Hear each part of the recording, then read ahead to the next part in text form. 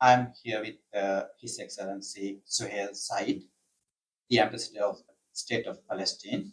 And Ambassador, thank you very much for joining my show at a very turbulent time, to say the least, in your country. Uh, it's been nearly 3 months since the assault on Gaza, and by now, more than 22,000 people have been killed. And we recently heard 109 uh, journalists among them, including the son of the Al Jazeera bureau chief in Gaza. So it's troubling times, isn't it? First of all, thank you for having me in your channel. It's really highly appreciated. It's one of the ways how to reach and express our views for our great friends, the Sri Lankan people. Palestine for more than 1 century, suffering from occupation, hypocrisy, and a very clear complicity which reach levels of participating in different way by giving this the Israeli forces the impunity, by giving them weapons, by financing them, especially from the Western country, and in particular from the American administrations. This last year, with those more than 3 months now, 94 days, our people under attack, under a very brutal attack. Every day they are committing crimes, massacres. Just yesterday, more than 134 innocent people killed in Gaza from one family, 4 brothers in the West Bank, another family, the wife, the husband, the girl also. So what's going on is a genocide, because the main goal for this occupation is to expel the Palestinian people, to end our existence in our homeland, to expand the Israeli settlements, the Israeli occupation. This is the way how, from the beginning, they start and they are continuing to reach the same goal. As you said, many describe this as a genocide. Al Jazeera also calls it a genocide. But it all started, I'm talking about the recent crash, recent war, with the attack by Hamas on Israel, including capturing and abducting civilians, killing and abducting civilians. What's happened on 7th of October is not the beginning. 7th of October was a scream from the Palestinian people suffering, was a reaction. Gaza Strip suffered from more than 17 years under full siege. Determine how many calories everyone can take, determine how many liters of water can take, preventing them from movement, preventing them from having any connection with other international countries, or to go out of Gaza Strip. So the genocide was before also 7th of October. So what's happened in 7th of October is just scream. Israel launched before 7th of October 5 wars against Gaza. 5 wars against Gaza. And they killed also thousands of civilians. Thousands of children women also in Gaza Strip. Where is the international community? Where is the international law? Where is the international humanitarian organizations? Where is what they so called the free world? Where all those regarding what's happened before 7th of October? Gaza Strip and 7th of October was in the Gaza Strip. What about what's going on in the West Bank? The invasion of our holy places in Jerusalem, Al-Aqsa Mosque, how they humiliate our fathers, the Christian religious people there in Jerusalem, confiscating our land, expanding their settlements, killing our people, raiding our cities, our villages. This is in daily basis, happen every day. Every day, this is happen on in our land, in the West Bank also. Occupation always is the source for everything bad, the source for escalation, the source for violence, the source for fights. So we will have security, we will have peace if the occupation will be ended.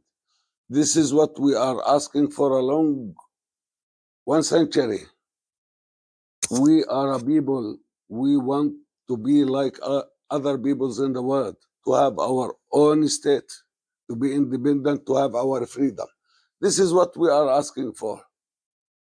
To clarify, the international organizations, United Nations, UNICEF, United Nations Human Rights Council, World Health Organization, all these United Nations organizations have been very vocal against this Israeli onslaught and also calling for a ceasefire and calling for humanitarian assistance, including the International Human Rights Organization. But you are correct, Ambassador, in terms of the free world, so-called liberal world. Well, I remember when President Joe Biden first visited Israel, and on the same day, a hospital was under attack. He said it was by the other side. I remember British Prime Minister Rishi Sunak saying, "We want you to win." We remember when there was a civil conflict, war, 30 years of war in Sri Lanka. These people were calling for the end of the conflict, talking about human rights, but at the same time, these are the same countries that supply weapons to Israel. What do you think the solution would be? As I said, if we take South Africa as example, it can be applied also regarding the Palestinian issue. As a Palestinians, we don't want weapons. We are not asking to give us weapons. We don't ask for war. We don't ask for violence. We choose peace, and we ask for peace, and we accept the international suggested compromise to have two-state solution. Despite all that, still Israel refusing. But is it feasible? Because now Israel is talking about sending all the people or people in Gaza to some other countries and repatriating. Let me explain to you. Yes. Israel refusing. As I mentioned before, they want to expel our people. They want to expand their settlements. They want to control more and more land. They are denying our rights to be existing on our homeland.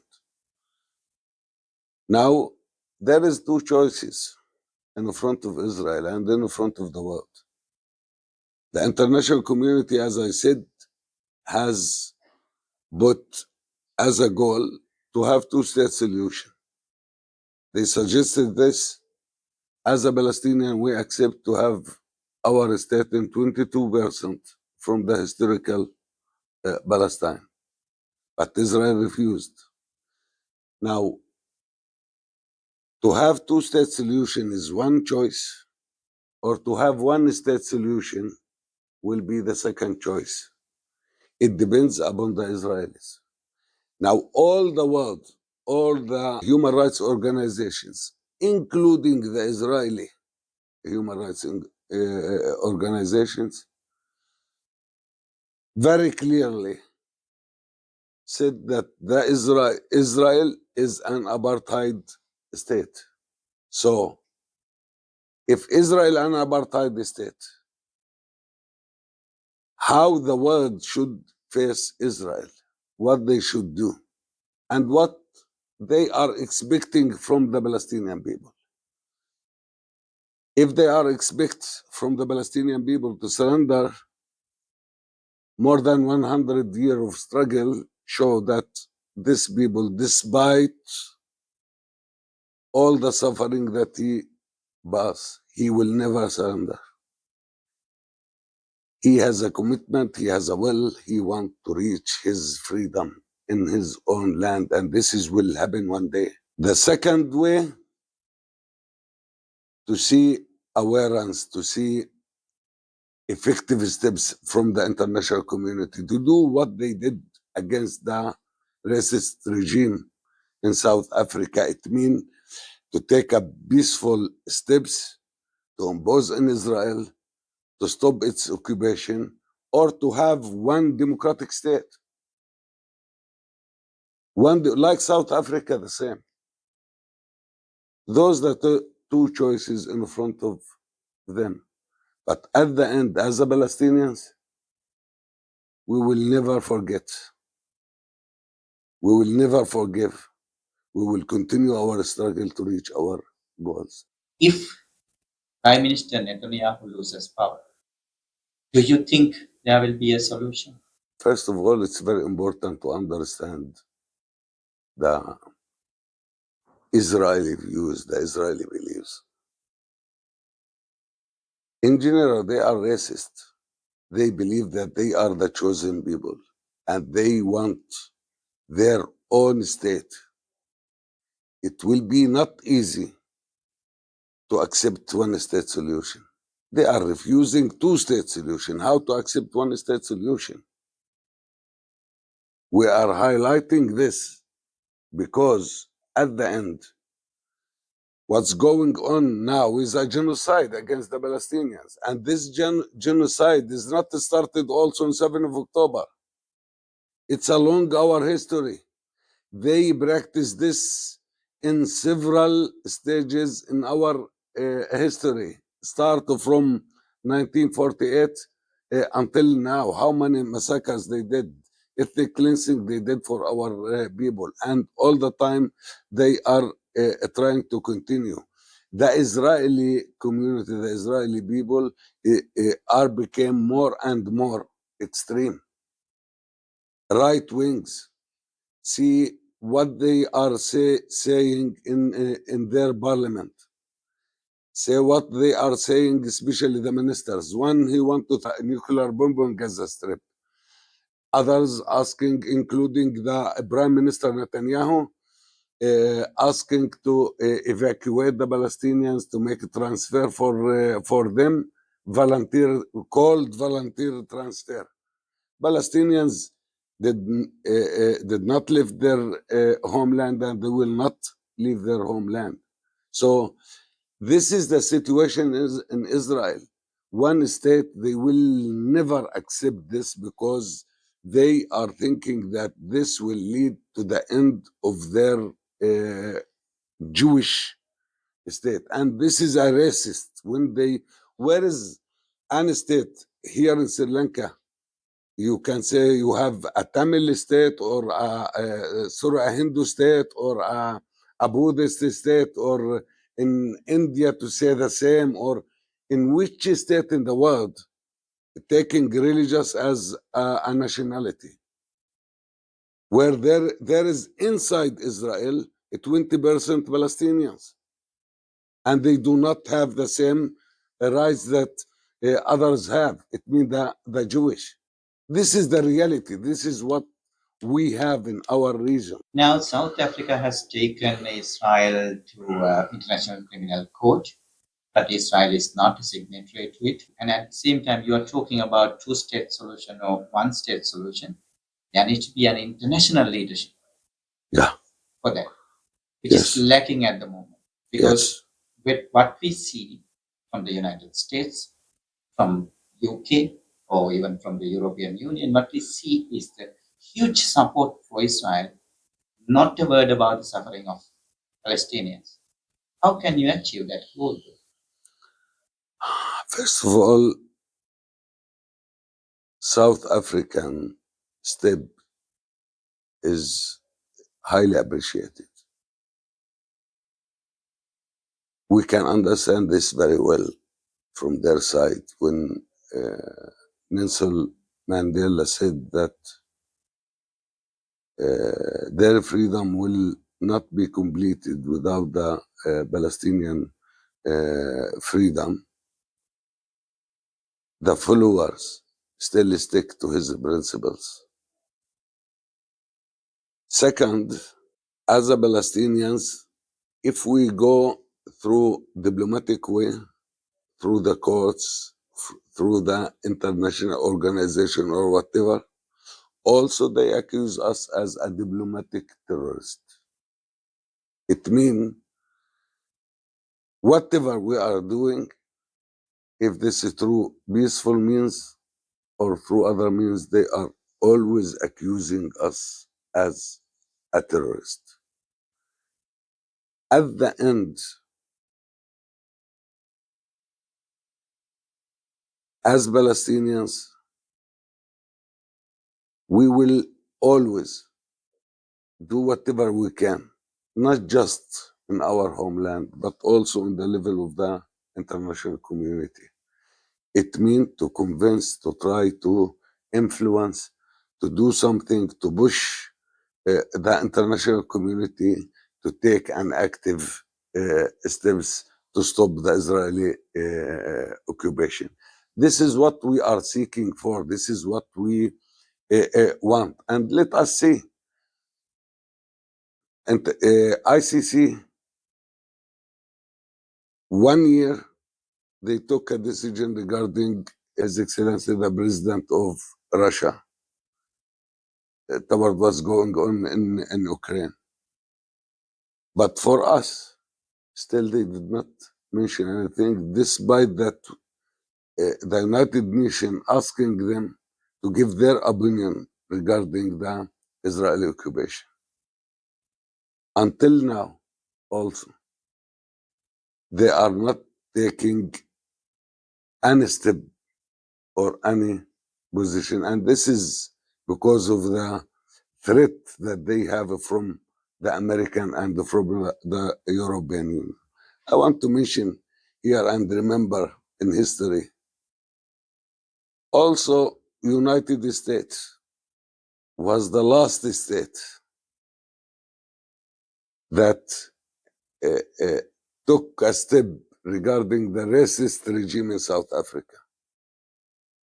And maybe this will happen also regarding Israel. It's the time for the international community to take effective steps. If they will not, no one will trust the international organizations or what so-called human rights laws or constitutions or whatever. No one will accept this. So you are hopeful that the international opinion would change and the international authorities, the so-called Western democracies, would also change their tactics and stance. My wish that the governments reach the level of the public opinion, because we can see what's going on in UK, in France, in America, everywhere. The nations, their position is very clear. Their demonstrations against what's going on in Gaza and in the West Bank, in Palestine in general, regarding the rights of the Palestinians, is very, very clear. Human rights laws, the human rights conventions, the human rights organization created to maintain and to secure the rights of a human being. We are a human being. This is the most painful time that we are passing in both families erased from the register book, some just babies still alive. Painful indeed. According to Medicine Sans Frontieres, not a single child in Gaza is attending school. And according to UNICEF estimates, 1.1 million children there are suffering from malnutrition or any other diseases, many other diseases. Ambassador, turning on to Sri Lanka, what do you think about the public opinion about the unfolding genocide, as you call it? I'm here in Sri Lanka 10 years. In general, what we have here in Sri Lanka, I can consider is the Sri Lankan people the warmest that I saw. Their principles very, very clear. The support that we have here in Sri Lanka and the respect and the solidarity crossed all communities, crossed all political parties. Palestine is one of the subjects that Sri Lankan are all are united around.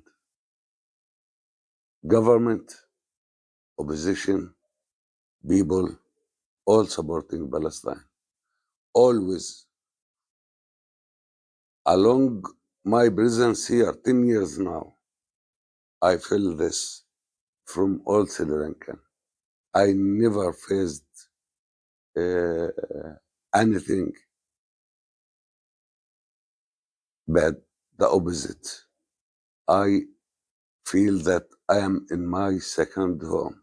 I mean it because the support that we have, the warmth that we have, the respect that we have is, I can't describe with words. And we highly appreciate this. Always I'm telling our friends here in Sri Lanka, what we need your voice. Hear that voice enough? Yes, I think yes, because at the end we know the situation of Sri Lanka. We know the difficult economic situation also. And we are sharing their feeling. And if from our side we try also to help in this matter, as a Palestinians, as Arabs, as Muslim countries, we try our best to help Sri Lanka and the Sri Lankan people. You said you were here for 10 years, so you saw what happened 2 years ago, something called Aragale. Young people rose against the Gotabaya Rajapaksa regime, and which ended with people kicking out the sitting president. What are your thoughts about Aragale? At that time, exactly, I was in Palestine, but I follow what's going on. And when I came back also, I saw the change in the country. Let me tell you honestly, Sri Lanka is a democratic state. You gave a very great model for a democratic state. The responsibility that the Arigala people present was really high. From the other side also, that treatment, there was some events, but in general, Sri Lanka gave a very great model in all levels for a real democratic state. At the end, the choice is Sri Lankan. The steps is Sri Lankan. what Sri Lankan want from our side as diplomats, we will be on their side. This is an internal issue, an internal matter. Fully respect the choices of the Sri Lankan in general. There's perception among some sections of the society, especially some sections of the young people, that you are a supporter of Rajapakshas, that you are a friend of Rajapakshas and supporter of Rajapakshas. First of all, I'm really friend with Mahinda, His Excellency, the former President Mahinda Rajapaksa. I'm proud of that. I'm a very good friend also with Sajid Bremedasa. I'm a real friend and consider myself also a close friend of the GVB leader, His Excellency, as a Palestinians. Not just we need all. We need Sri Lanka in general. No one needs you. We are the one who needs you and needs your support. The other thing I told you, the Palestinian issue is united all Sri Lankan. It doesn't matter. Regarding your internal matters, we are trying our best through the diplomatic channel all the time. If we have an opinion, it's our responsibility to express this, to speak to the leaders, to speak to the public as a friends, because we should not intervene in your internal matters. Mahinda Rajapaksa as a person, he is the one who started the Solidarity Committee at the end of the 70s, 1970s. He is the one who's donate in 2014, the first time in the history of Sri Lanka, $1 million for the Gazan people in the war that launched as an urgent support for water, for shelter, for urgent needs. And he got criticism from the opposition at that time. He is the one who came here to this embassy, the first leader to express his solidarity with our people in this last war. All Sri Lankan leaders, opposition leader, our friend JVP leader, the first time enter any foreign embassy, the first time in his history as a leader. He never enter any foreign embassy. Palestine embassy welcomed him, and he came and visit us to express his solidarity. The former president, Sirisena, the speaker, the former speaker, all of them, all the parliamentarians. You saw the debate also that happened twice, full day debate. This is also the first time that happened in Sri Lanka to have full day debate for an issue outside of Sri Lanka. So we highly appreciate this. Our relation with all this is do not mean that we are with this side against the other side. The opposite. We are with the unity of Sri Lanka. We are with the prosperity of Sri Lanka. We are with to find solution for all your internal issue. And always I'm telling all, learn from what happened to us. Don't put your issues in the hands of the international community. Do whatever you can to solve your issues internally. Don't allow anyone to intervene in your internal matters. You have the ability. You can do this, and this the short way to reach your goals, to be united. You have a beautiful country, you have a beautiful people, and I believe that you have the opportunity to make the change, to reach your goals, to develop your country more and more.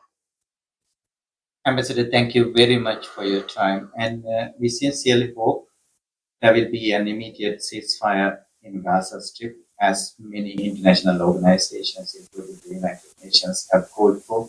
And we also sincerely hope that the suffering of people in Gaza would end. Thank you very much.